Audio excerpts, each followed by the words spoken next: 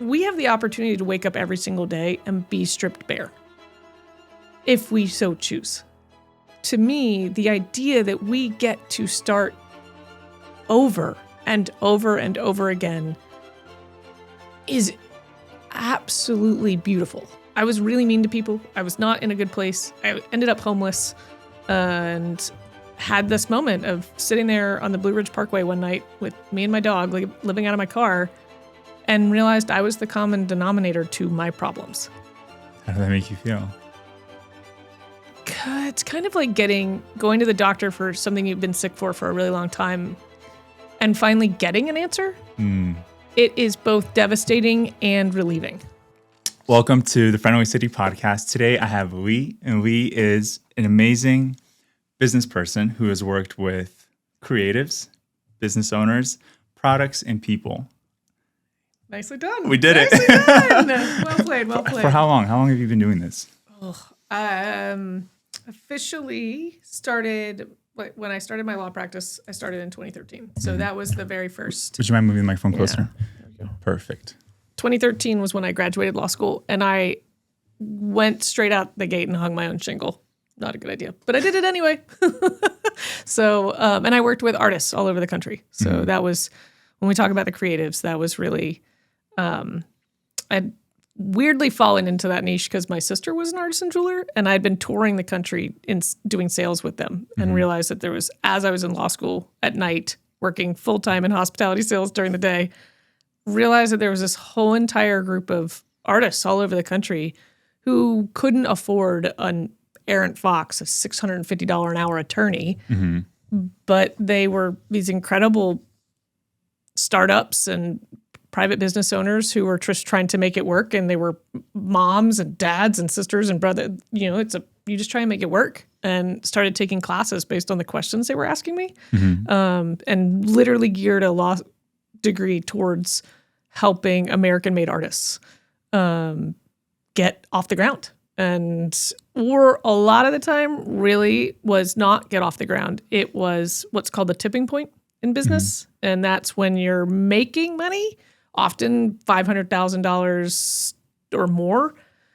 And that's the point where we talked earlier about when you need to shift from being the doer to one of the other four roles that we can touch on later. Yeah, go ahead and just tell us the roles. Yeah, so in what I kind of discerned in doing this with them is any business, especially in those early stages, from 0 to 3X is kind of, you have to have a CEO, a COO, marketing, salesperson, and your accounting. Most of the time when you're in a business, especially in the creative world, you are the person doing the photography or making the jewelry, or, you know, when you're doing that because you love doing that, not because you really wanted to be a CEO of a company. You fall into that because you were the designer or the creator. But helping folks get from the place of when you hit the tipping point, oftentimes you're having to hire people to manufacture what you do. And it moves you out of doing the thing that you love and into the left brain world of the business side, which you're grateful, and you keep telling yourself you're grateful that your business has gotten to this place. But it's usually the tipping point is when you typically end up going back to no paycheck, because you have to hire all the other people to do all the doing for you, so that you can go in and be the CEO, the COO, the accountant, all those things. And so I took a bunch of classes to really help people figure out how to stay true to themselves.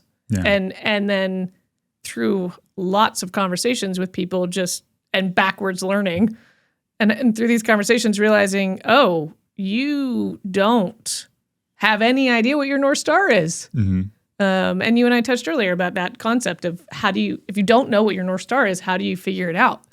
And by using sounding boards, by using your friends and your family to help, and sometimes a coach or sometimes external like me that can sit there and help you discern that. But oftentimes our friends and our family know us way better than we know ourselves, and could very easily look at you and say, oh, I know your North Star. Yes, I love that so much. That was one of the concepts behind like, even the name of Friendly City, a lot of times when you try to figure out something about yourself, like I just went and asked my friends, I'm like, what are my qualities? Like what stands out to you? Like you know me so well. Yes. And I just love this idea of like friends helping other people out, like helping their friends out. If you had a friend that was struggling, whether it's in business or anywhere else, like, you would help them. Yeah. So I don't know like why there's so many people who are so hesitant to like give out advice and help other people when it's like we're all like a community here. We're all growing together. I don't think you succeeding hurts me, like stops me from succeeding. I agree with that. I also don't know that everybody has that mindset. I think there's a lot of. I think it's rare. I do think it's rare. And I think we cultivate this belief that you can't speak on something unless you're an expert.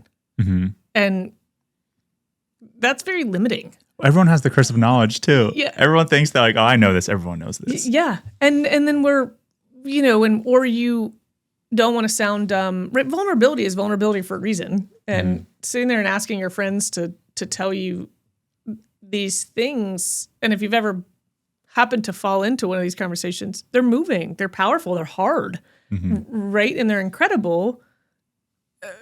But the vulnerability to sit there and say, hey, because really what you're saying is, I think I'm lost. And so you are looking at the people who you feel you're going to let down by saying, I think I'm lost, and asking for true, honest to goodness feedback.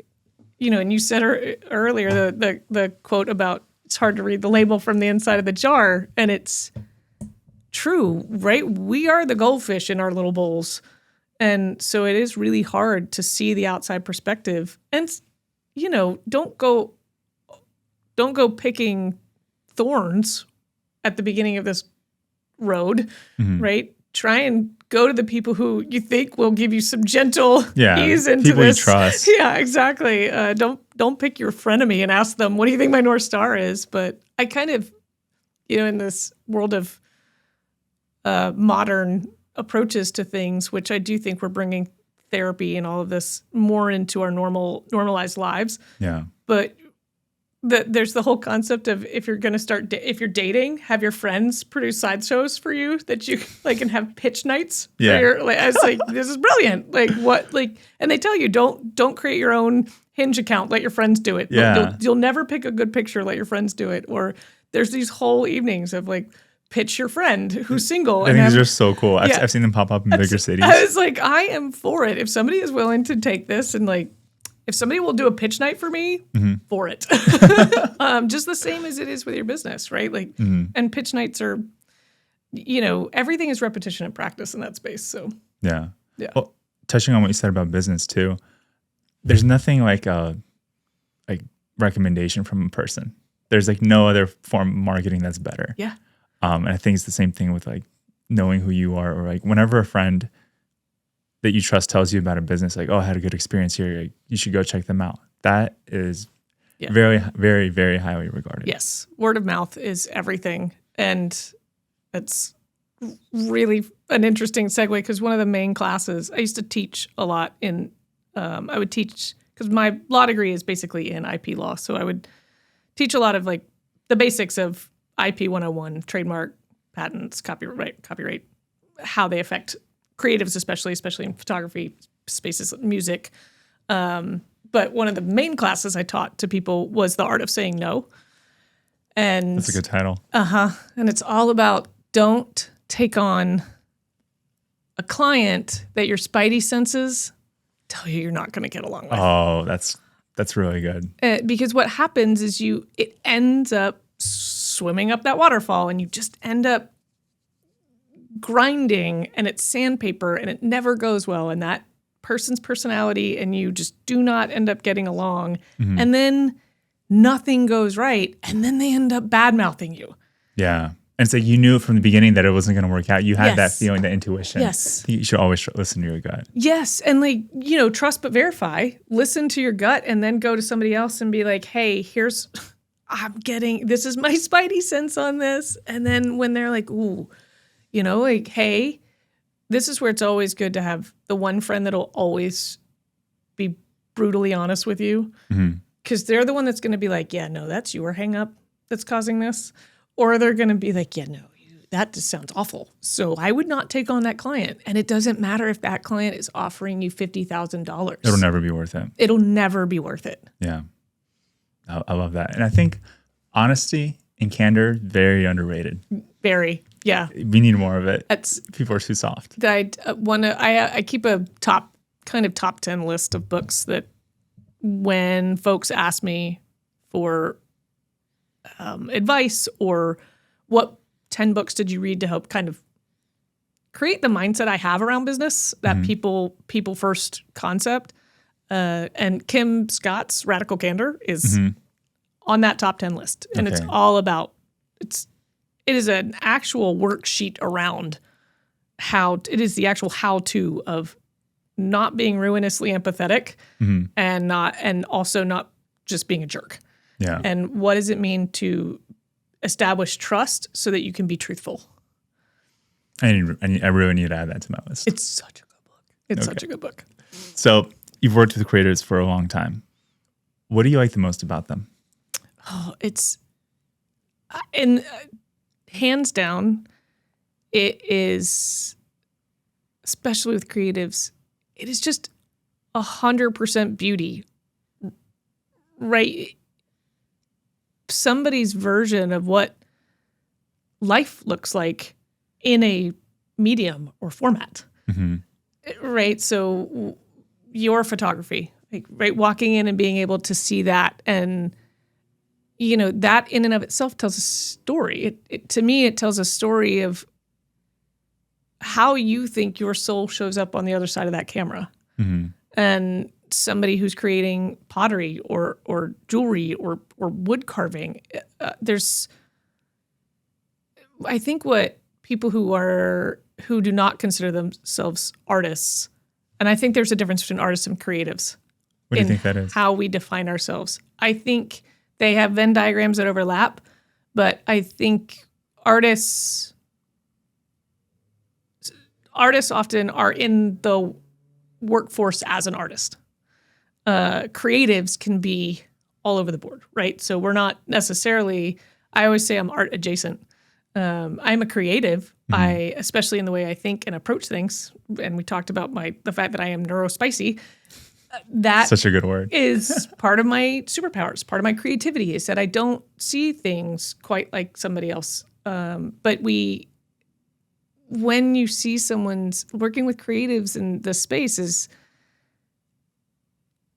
man, if we would allow people to get the framework of business, but allow their brains to apply onto that instead of applying the framework onto in forcing them into a box. Yeah. Creatives will do so much more with a business. That is why we're seeing the surge of CEOs that have, done it a little differently. All of these things, we're realizing that there is a scaffolding for success, but we get to be the buildings.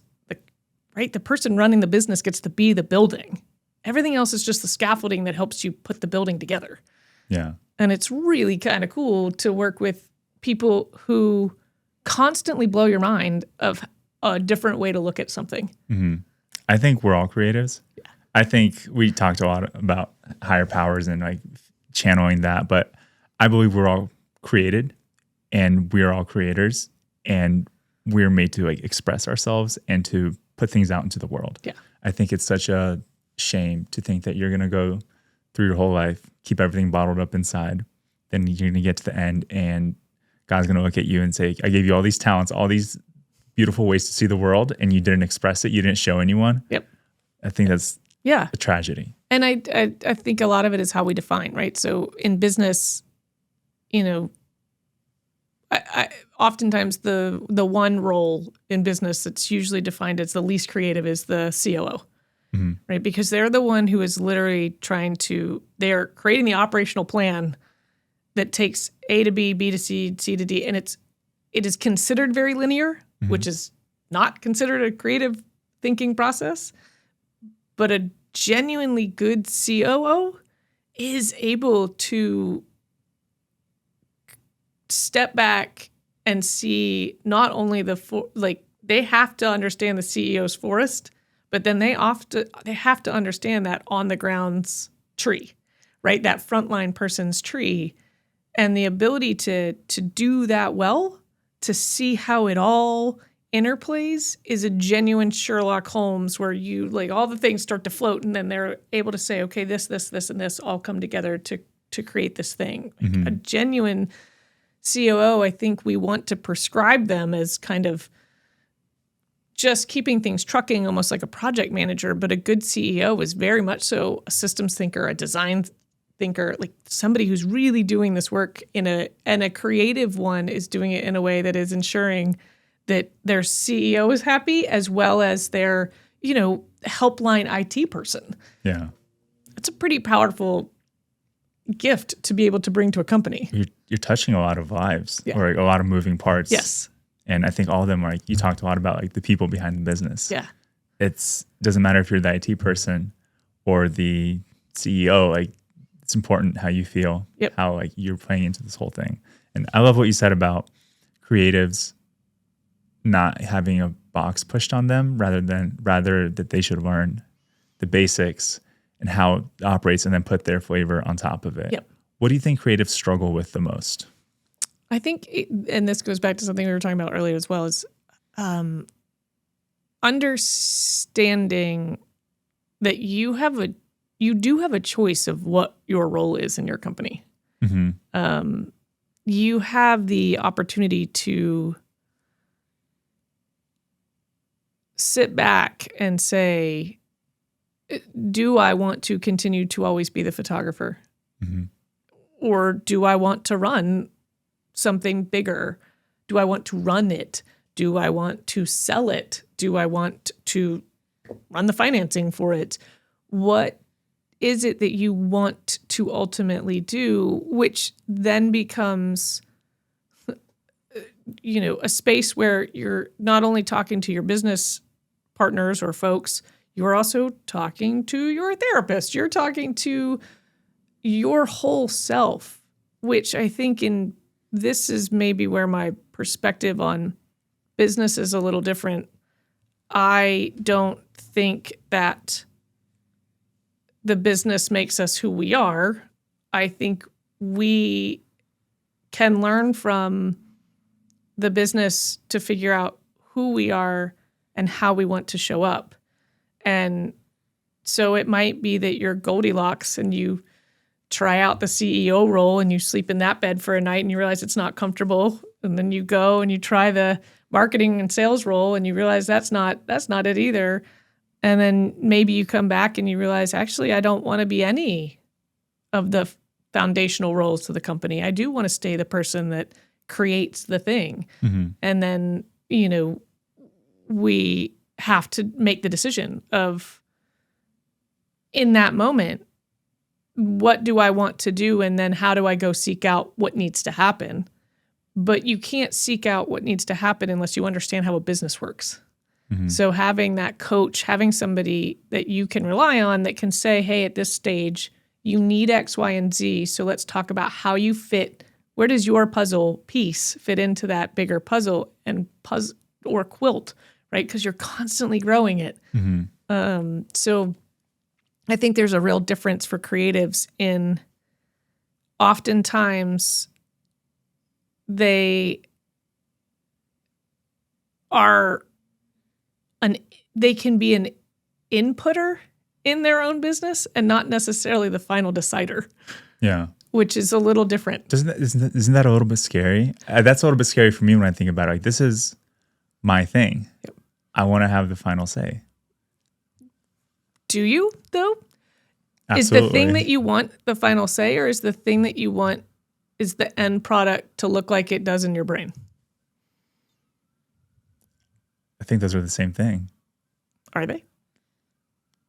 Are they in every scenario? No, not in every scenario. I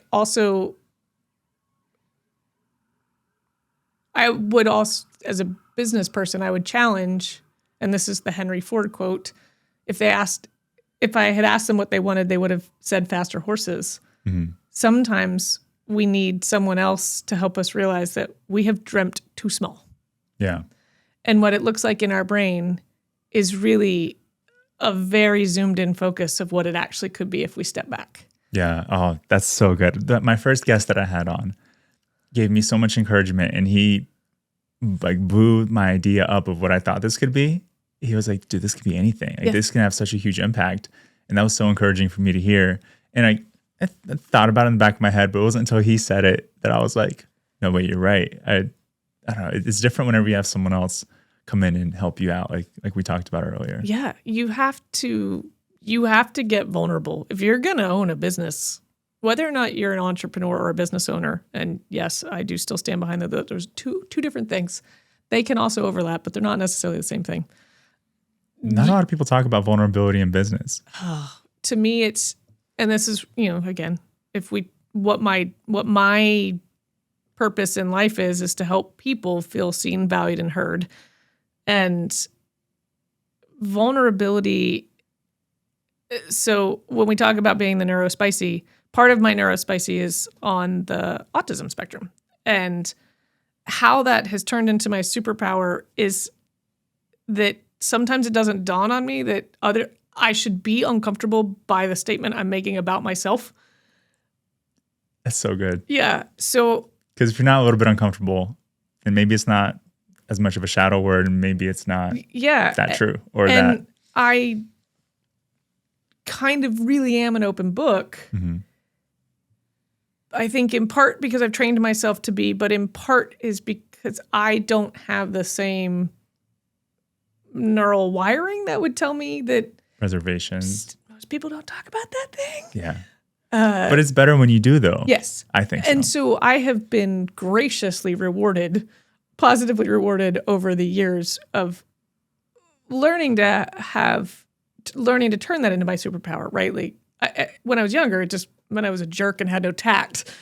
As I got older and really did a lot of work in studying about myself and different therapies and things like that, I realized that we have the opportunity to wake up every single day and be stripped bare if we so choose. And to me, the idea that we get to start over and over and over again is absolutely beautiful. I couldn't agree more. Yeah. And it's a shift in perspective, right? For some people, that statement just made their whole skin crawl. It's not, but when we actually look at what it means to be an entrepreneur, it mostly means getting stripped apart day after day after day after day. And there are days that you don't want to do it anymore and you got to take a break. And then there are days that you get the reward out of it and you realize, oh my gosh, I used to never want to be the CEO. And now I really do. I learned this really cool thing. I read this really cool book. I really want to be the CEO now. And because it's my business, I can probably shift into that.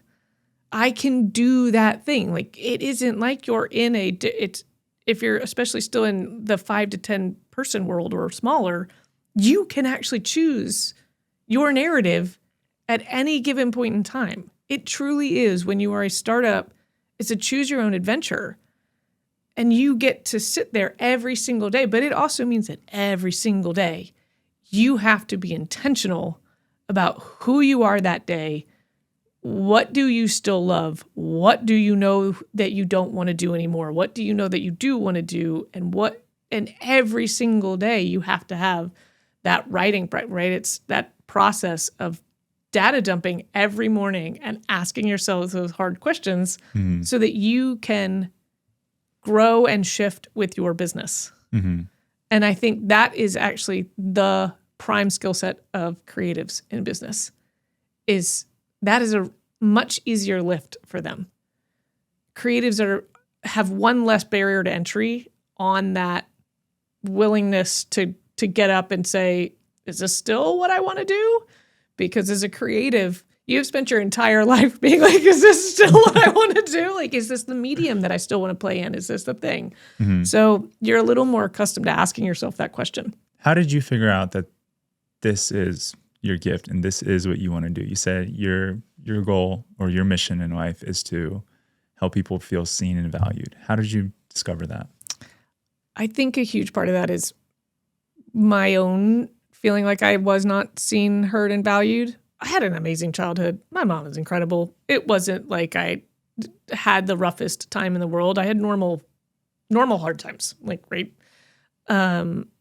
But I'd still grew up in a time frame really before being neurodivergent was and even really understood. And we still don't really understand it, but a lot of how I've come to most of my thought process is I realized that I was struggling with something. So I definitely had that moment of which wolf do you feed? I was really mean to people. I was not in a good place. I ended up homeless and had this moment of sitting there on the Blue Ridge Parkway one night with me and my dog living out of my car and realized I was the common denominator to my problems. How did that make you feel? It's kind of like going to the doctor for something you've been sick for a really long time and finally getting an answer. It is both devastating and relieving because at least now you know.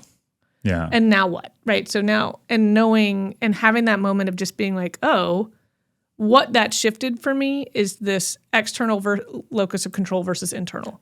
So instead of everything, the full 180 of realizing nothing happens to me, right? I create the scenarios around me that are then just bouncing back, right? So I am putting out there what I'm getting back.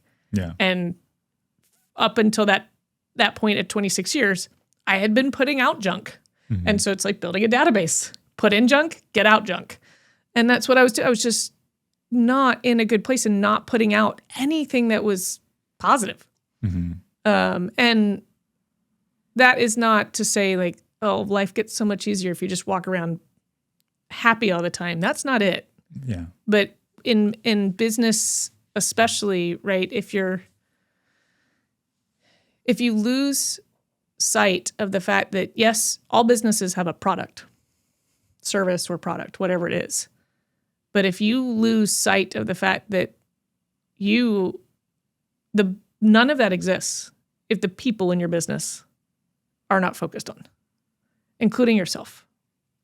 And I think we're seeing the rise. So if you look through history of, we went from successful businesses being focused on the product for a very long time. Then we moved to successful businesses were focused on the system, in the internal system of the company. The company was the focus. And now we're really moving into this era of the people inside the company. So I've always talked, especially in retail, we always talk about you have the external clients, but you also have internal customers. Your internal customers are all your coworkers and yourself.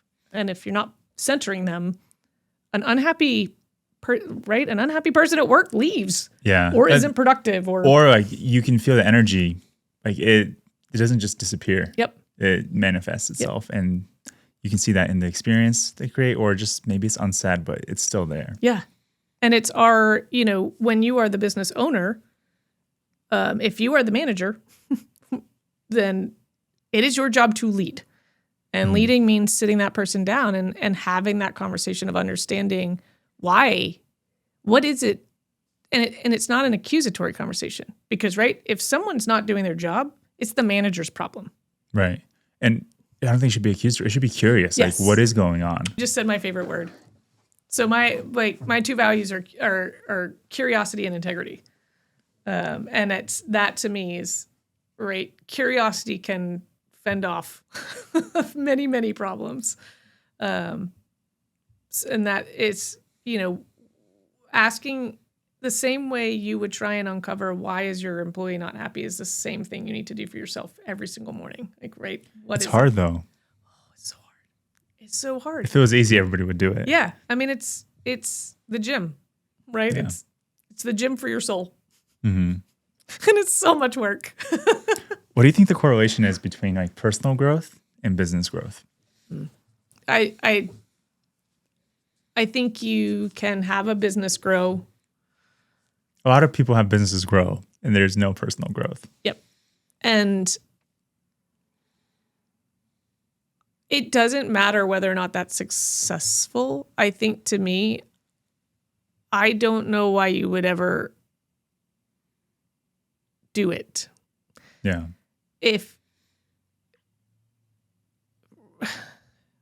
So I don't find my humanity in my job title. And that doesn't mean I judge for other people who do. Mm-hmm. But for me personally, when we talk about my personal brand of how I view business and helping people, the people that I work with because they also think that way, right? Like that they're walking this earth trying to find their purpose, their dharma, their pick the word for it, but they are intentional about waking up every morning. Most mornings, 3/4 mornings. We all need days off, even from the self-work, but it is saying, what is it today that will help me unpack me and do better? And that is when you bring that kind of mentality to a place of work, whether or not it is your business or someone else's, when you know that you can show up fully at a place and not mask, it changes everything about the trajectory of that company. And I do think, even if in the moment that company is not the successful thing, what teaching people to think that way and to believe in themselves that they have the right to show up without a mask. Mm-hmm. I have a catchphrase of, code switching yes, masking no. Mm-hmm. Code switching is helping people be at ease with whatever language makes sense to them. Masking means you are never at ease in order to make other people feel comfortable. That's so good. We shouldn't have to do that. And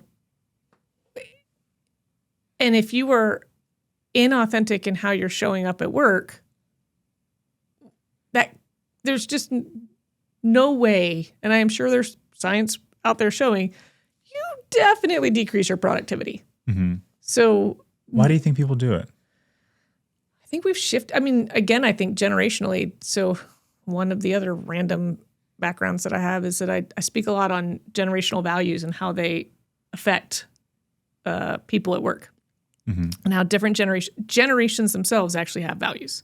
So along with individuals having values, generations as a whole have general values as well.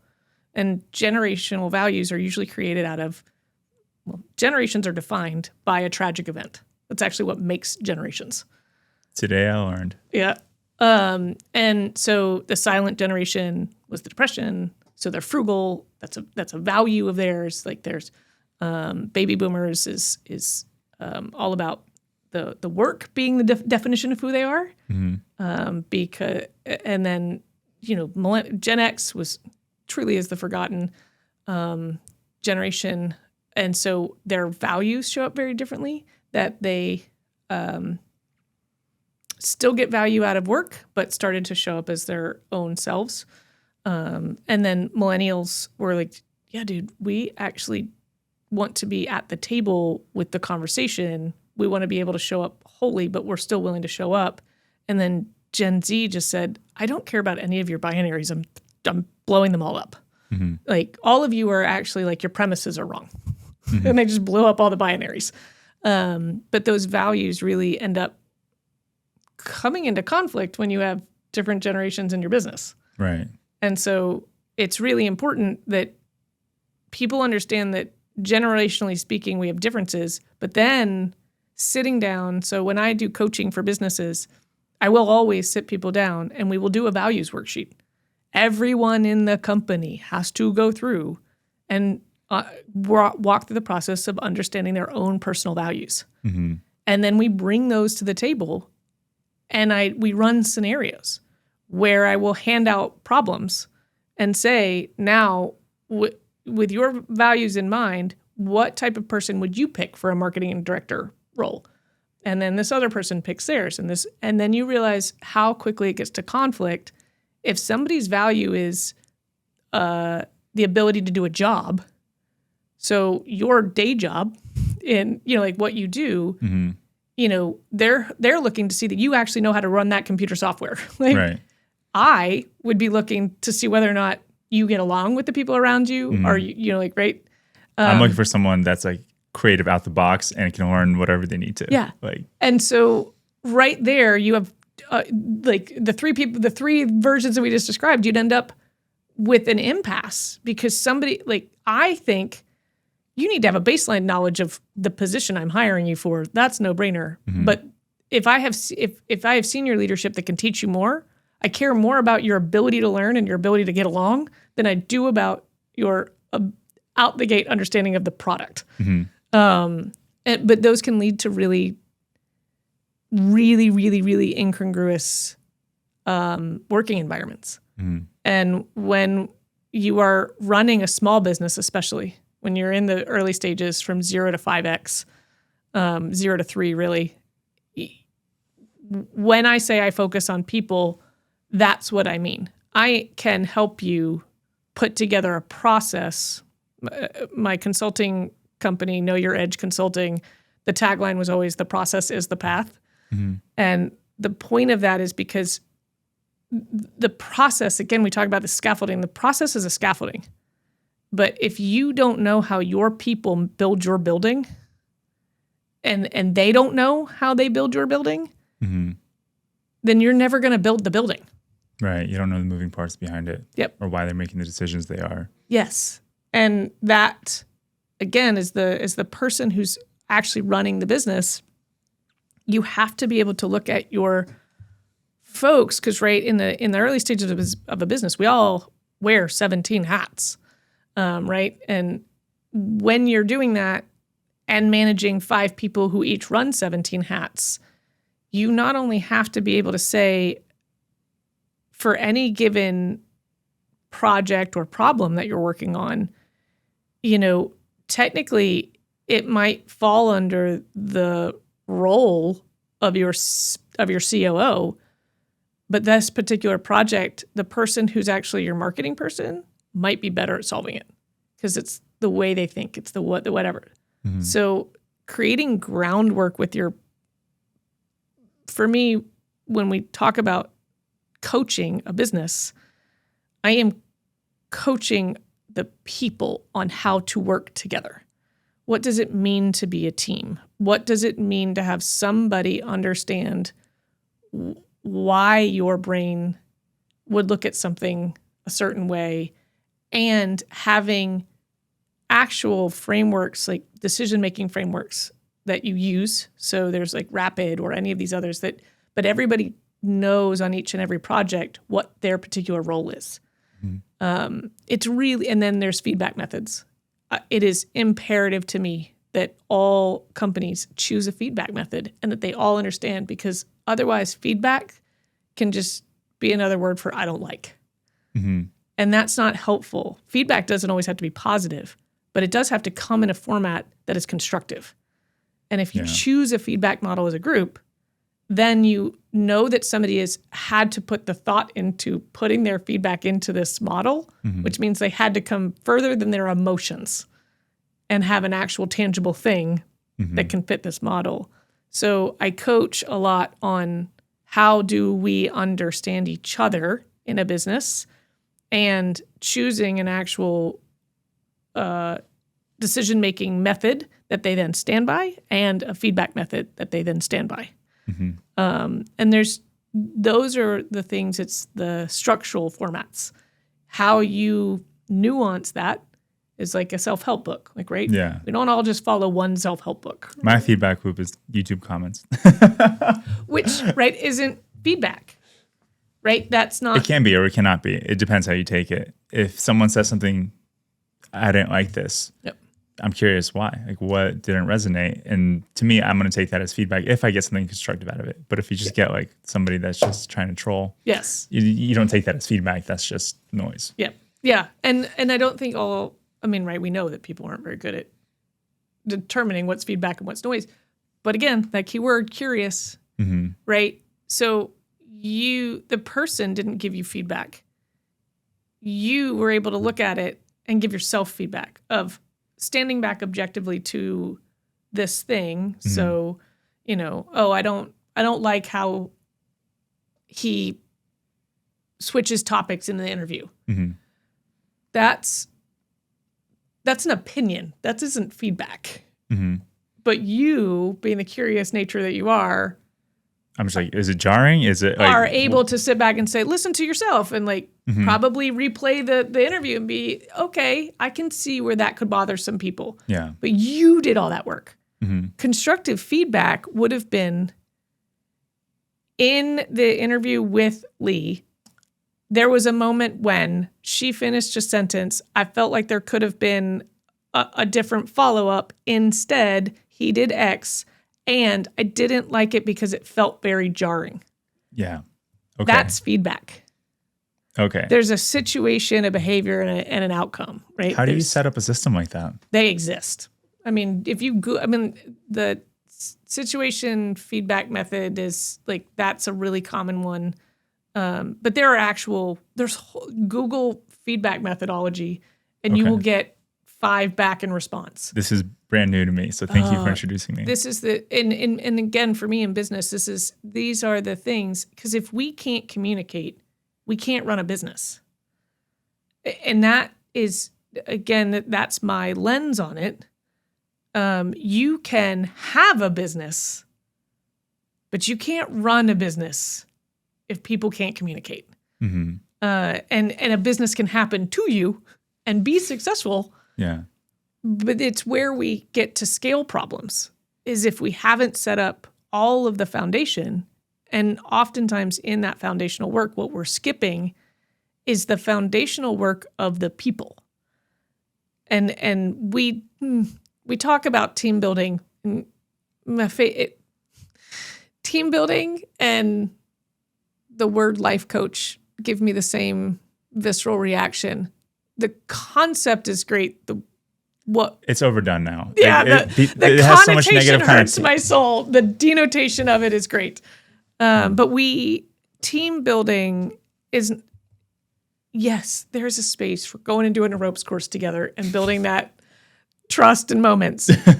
And there is a really imperative space for sitting down and understanding one another and holding space for that and teaching people how to respond, not react. Would you say that's the most important thing in communication? To me, yes. I work very hard on trying to show up in a way that I respond, not react. That comes with its own pitfalls. That can very much so, and I think self-help in general, and sometimes business coaching can get into this space. We also have to ensure not to let our compassion railroad our boundaries. We have to ensure that as a leader, we don't, as Kim Scott talks about, fall into this ruinous empathy. Oh, well, her family, she's sick and her family's got this, so I can't fire her. If that person, whatever is happening, if that person is not doing their job and isn't showing up or is creating a toxic environment, holding space for them is not helping anybody. But if they're the thorn in your business's side, they're always the naysayer, not the red flagger. Are you familiar with a red flag? No. Okay. So a red flagger is the person that you always want. You always want one red flagger in your meeting. So when you're especially ideating and brainstorming, you always want the one person in the room is like the devil's advocate. A red flagger is a devil's advocate. Okay. But just better languaging, in my personal opinion. Because the whole point is to say there might be a different way. I don't agree with your premise or whatever. So sometimes it doesn't actually mean that's what they believe, but situate them They're in the playing the room role. to do that. And I always suggest having a red flagger in your meetings, because it's sometimes the catch of, oh, this is a really great idea, but maybe people didn't realize on the ground, the person who has to actually implement that can never work. But we have those spaces. But if we don't focus on what furthers the trajectory of each person in their role as a leader, right? Because you don't have to be the top of the food chain to be a leader. And we don't need all of the people in our organizations to necessarily be leaders, but we have to make sure that everyone knows how to offer up their voice in a way that makes sense to them. Because, right, an introvert is never going to offer up their voice in the same way an extrovert's going to. Someone who's shy is going to show up very differently. But us as the business owner has to ensure that we have a medium and a platform for each one of our folks to be an inputter when necessary. And that takes training. And then it takes upkeep. Yeah. Like, just like software, you don't put it out once and then never update it. You have to keep coming back to it and building on it and practicing it. And if, as the business owner, it is exhausting because you are constantly in therapy. Yeah. And that's, I mean, anybody who's ever managed people knows that the majority of your time is spent being a therapist. And you have to figure out, how can you do both? How can you be that and run your business? Yeah, I think it's a beautiful opportunity too. Like, one of the guests that I had on just talked about how just having the opportunity to be a therapist for someone, even like they're coming to him for photography work, but really they're like, something's heavy on their heart. They're talking about their dad. They're, they're going through stuff, and just being, not even bringing the work into it, just having an opportunity to sit down human to human and be like, I'm really sorry. That sounds very difficult. Like that is huge. And whether it's a coworker, an employee, or anyone, I think the fact that like through our jobs, we get a chance to impact people. Like, thankfully through your job, you get a chance to do what what your mission is, what you love doing. That's a beautiful thing, especially when you can combine them and get that alignment. Yes, I agree. And I do think, one of the, especially in all my years of retail, something that I got to practice daily, because I do practice what I preach. I also fail miserably at it at times. And one of the main things I got to practice a lot in retail sales is, when you get the saucy, salty, spicy customer, Yeah, we all know that one. I also worked in retail for a long time. This is the work towards respond, not react, is the question. When that person is just in that space, in your brain, stepping back and remembering that maybe it's just talking to them as if you've asked them, is everything okay? Right. And more than likely, if you can do this genuinely, if you can't, don't open the door. But if you can do it genuinely, you can literally stand in front of that person and say, hey, are you okay today? Like, and do it in a way that doesn't come across as patronizing, because that can happen real fast. Right. But find out your way to tell somebody you're listening to them. And that if they need that stranger on the plane moment, that you're there. Like, and make sure you have the space for it yourself. Like, right, we don't always have the space and resources to do that for somebody.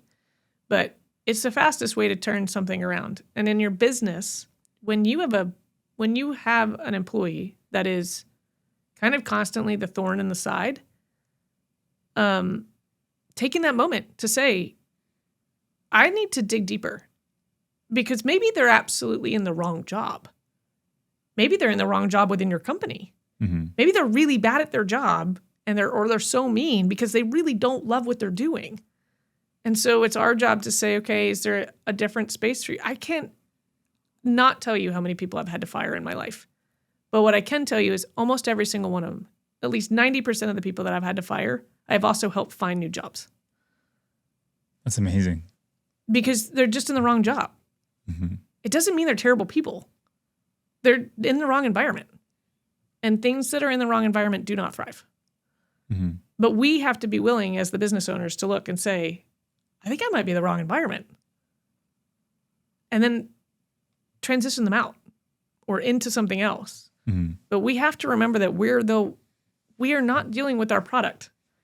We are dealing with our people. And especially in right, that was always my principle in sales, which is most of my career is in sales. Sales are what happen if you connect with people. I love that. That's really good.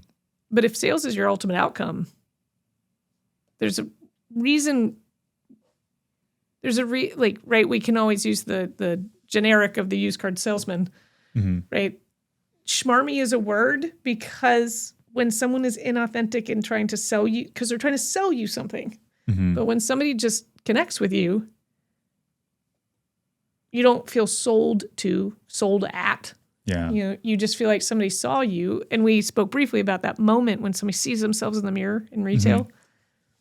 Mm-hmm. Yes, ultimately I'm selling them clothes. I'm selling the thing that they're wearing in that mirror. Mm-hmm. But I'm not going to sell it to them if I didn't see that spark, right? Or if it doesn't, right? But being authentic and being vulnerable. And it's vulnerable in sales to tell somebody they don't look good in the thing that you just put them in. Yeah. And it's vulnerable in running a business to tell somebody, hey, I don't think you're my client. It's really hard. That's really hard to do. And it takes a lot of vulnerability to say, no, I don't actually think we're a good match. How do you build up the courage to be vulnerable? Because it's not easy to do. And so many people are afraid. Yep. How do you fight that fear? Where do you get that courage and confidence from?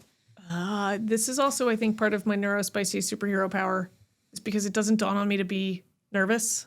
Mm-hmm. So I'm somewhat of a factor of one in that. What would you tell a friend? Yeah, I guess it's kind of the same principle as what I would say in mountain biking. Yeah, you're going to go over the handlebars eventually. Tuck and roll. When you are trying to have that difficult conversation, the angst of not having it is exponentially worse. If I asked you right now, can you think of a time that you knew you needed to have and you worried over having a difficult conversation and then you had it and it was nowhere close to the disastrous feeling that was inside your body leading up to it? Mm-hmm. It might not have been an easy conversation, but the relief that you felt on having it far outweighs. So it doesn't actually matter the outcome, whether the person literally spits in your face in response. The ease in your body that you will experience because it's over and you did it is exponentially better than the maelstrom that occurs up until the point where you finally do it. So getting to the place of being vulnerable, you feel worse. The maelstrom is worse until the moment you actually do it. And then even if you fall flat on your face, most of us are like, well, it didn't work, but wasn't that bad. Yeah. Right? It is always worse in our heads. Yeah. And if you don't let it out, and you don't express it, it's something that can eat away at you. And you're not living in alignment with yourself. You feel this for a reason. I think you need to get it out. Yep. You're also not role modeling for your employees. Right? And again, not all businesses have other people that work with them, but it is very hard to ask for things that you don't model. Any parent will tell you they do what you do, not what you say. Yeah. And that applies very much so in business. If you do not take the steps to figure out how you can wrap your brain around, maybe vulnerability isn't how you view it. Maybe it's curiosity. And then that feels a little less angsty for you. Mm-hmm. Maybe it's that you're shift your language. Language has meaning. Language has power, right? Words create worlds. Yep. And so again, with this pre-conversation, our titles, right? We are not just our titles. But oftentimes in all of our languaging, especially in English language, we format sentences to say, I have depression. Well, we know that if we change the language to I am experiencing depression to make it an attribute and not a characteristic, it is much easier for people to overcome depression when we change the language. Yeah, when you're not assigning your identity to it. So when we say I am the director of blah, blah, blah, or I am the frontline register person, are we? No, you're not. Yeah. That's just a role that's a small part that you play. Yeah. Who you are is so much deeper and bigger than that. But nobody talks about this. No, they don't. And I think that's, why I think it's an American problem. Not fully. I think it's a globalization problem. I think you go into any Fortune 500 company, United States or not, any company of that caliber, this is what Silicon Valley tried to tap into, right? It is why we have playgrounds for offices. It's why, right? It was close to hitting the concept. Maybe still missed the whole, people are people portion in some of them, but we're getting closer. We keep getting closer the further we go. And this is our version of the Industrial Revolution. It is the people revolution, right? The realization that people drive the businesses. And if everybody leave, right? Again, we all know 90% of people leave their job because they hate their boss. But what happens if, and how do you end up hating your boss? Probably lack of communication. Also, sometimes just people don't jive, right? It doesn't mean one's at fault, but it does mean it's somebody's job to figure out that relationship is not working, right? We're not very good at leaving relationships that don't work in our lives, let alone tying it to our financial stability. So if it's okay to go get, if we're making it more okay to go find some form of therapy to help you, in my world, that also applies to businesses. Get therapy. Your business needs therapy, just like you do personally. So coaches that help you have an office, and this is not about feeling like, we're all zen, no. I want somebody to get heated in a discussion on something we're created, but I have to know how to take a heated conversation and not feel like they're attacking me. Which also means the person needs to learn how to have a heated conversation without attacking. So my undergraduate degree is in philosophy. So I really learned very well how to argue. And I can argue really well on points that I don't believe at all. Yeah. You have such a unique skill set. I have the most ADD resume of all time. It's amazing. I can see all these small parts all coming together to create something really special. Yeah, which I think, is the joy of our 40s, in all honesty. You've had enough time on planet that you've kind of gotten to figure out all these things and put some time and dedication. I mean, I spent from 26 till 40 really doing some serious self-studies on neuroscience, Eastern religions, anything that I could do to try and fix this situation. And I try not to, I coach from the perspective of, here's what I learned. Here's what I know about myself. And what I've realized about myself is that, as I've had these conversations and gotten vulnerable, so many other people are having all of these same internal conflicts. Yeah. It's kind of astounding, Love that. And I realize that myself when I share something vulnerable, the other person reciprocates. And it's a beautiful thing. Yeah. And it's, I just can't, we spend more time at our work than we do with typically in our homes, which I also maybe don't agree with, but, sometimes you just got to put in what you have to put in, especially when you're starting your own business. Yet we think that we can do the business work without focusing on the relationships we have there. And, You do not have to have the perspective of leadership is lonely at the top, nor do you have to have the binary of you're everybody's best friend. Neither of those are really functional for all people, right? It's a grayscale. And you do, as a business owner or a leader in your company, you have to learn how to code switch to the people in front of you. You know, like some people want the soft touch. Some people, like myself, I don't want to hear you beat around the bush to tell me whatever it is you needed to do. Like, I'm with you there. Like, just tell me the thing. I know how to take criticism and comments and not have a heart attack about it. I also have worked with many people that you cannot do that. Like, you have to tiptoe around it, but you have to know what you're doing. You have to know your people. Mm-hmm. That's good. So if somebody wants to find a business coach like you, what should they look for?